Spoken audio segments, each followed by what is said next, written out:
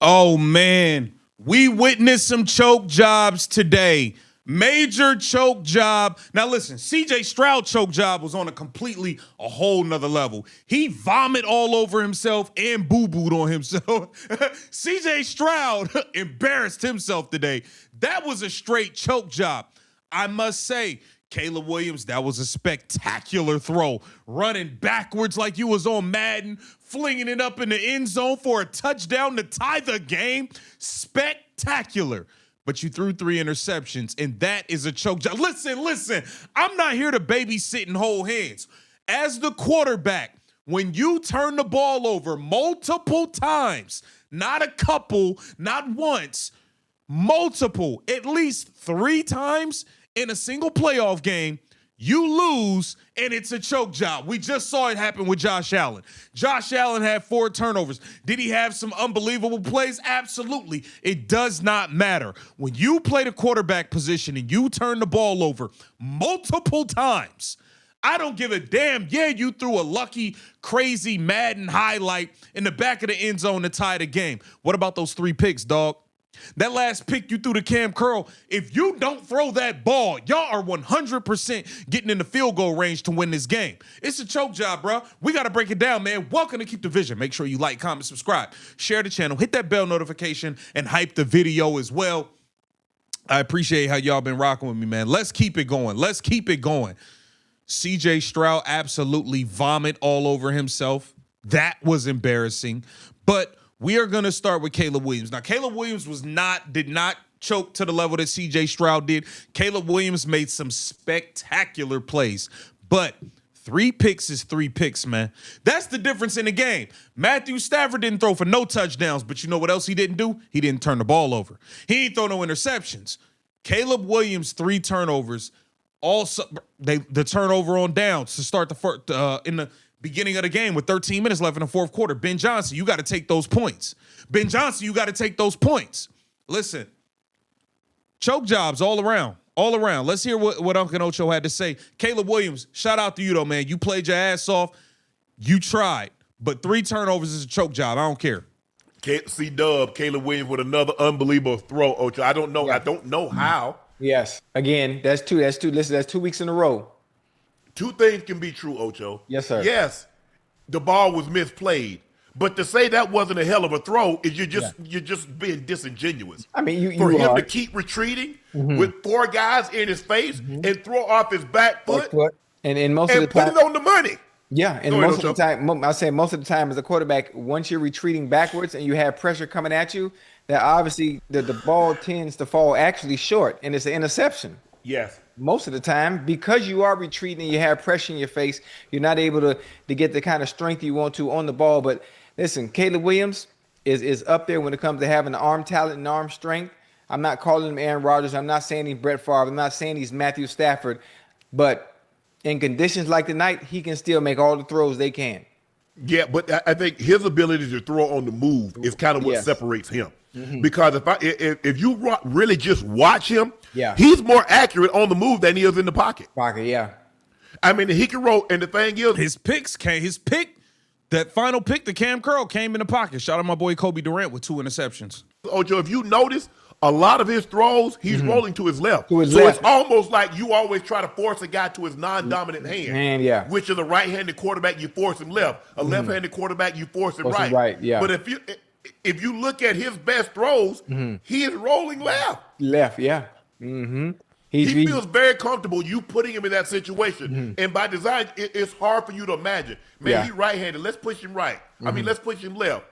No. Now, because in that situation right there, Ocho, they've already had a position. But 23, look, that was a spectacular throw. But 23 of 42, 2 touchdowns, 3 picks. That ain't going to get it done. 3 picks is too much, bro. It's too much. Possession, you not have a possession. Yes. If you turn this ball over, next possession wins. I mean, next score wins. Basically.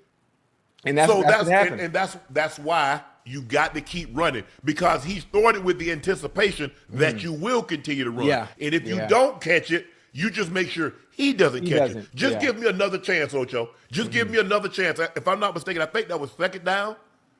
Was that 2nd down or 3rd down? I think it was 2nd down. So at least give me another chance. And if it was 3rd down, allow me to punt the ball and pin them. I mean, those in those conditions, guys were catching the ball extremely well, Ocho. Yeah. Those DBs? Yeah, they were. Hey, listen, the DBs were catching the ball better than the goddamn receivers because there were a lot of drops. There were a lot of drops that could have kept some drives going. I think, but I'm not mistaken. I think Rome. You got to stay disciplined. You coming down with something? Everything ain't good. You have to understand. You have to contain. There you go. The type of talent or equal to that of goddamn Caleb Williams or Jordan Love. Well, hey, find a Jerry Goff. Well, you had Sam Darnold. You let him walk out the window. And you let him walk out the door because you thought your number 8 pick was the answer, and you found out. He got back. The game was over. Yeah. Never seen a game-winning play the first minute of the game. Yeah. But when Shaheed took that kickoff back, the game was over. Now let's get to because Caleb Williams did make some spectacular plays, but listen, man, 3 picks is 3 picks. CJ Stroud, what a damn choke job, bro. You vomit. All palms was heavy, knees weak, arms was spaghetti with vomit on your sweater already. Your mom's spaghetti, you're nervous. You was awful out there. Awful. You look like you was seeing ghosts. You did not make. I didn't see one great ball all game from CJ Stroud. Everything was behind the receivers. He's late. They're running out breaking routes. He's late and throwing to the inside. Like, what are you doing? CJ Stroud looked awful out there. He cost himself a lot of money. Interceptions. CJ Stroud never got comfortable in the pocket, and we knew their offensive line, the Houston Texans, that is, would have issues because they've had struggles the entire season, to say the least. But the way they got dominated today, JJ, it was unbelievable. I mean, they couldn't run the football. Woody Marks had 14 carries for 17 yards. He basically, a yard a carry, to say the least, and that's dominating football. So we highlight the Patriots and we start the conversation off with Drake May. Deserving so because he's played like an MVP caliber player. But their defense cannot and should not be overlooked because they're playing some of their best football in the more critical moments of their season. Drake May has played like an MVP caliber player up until this game.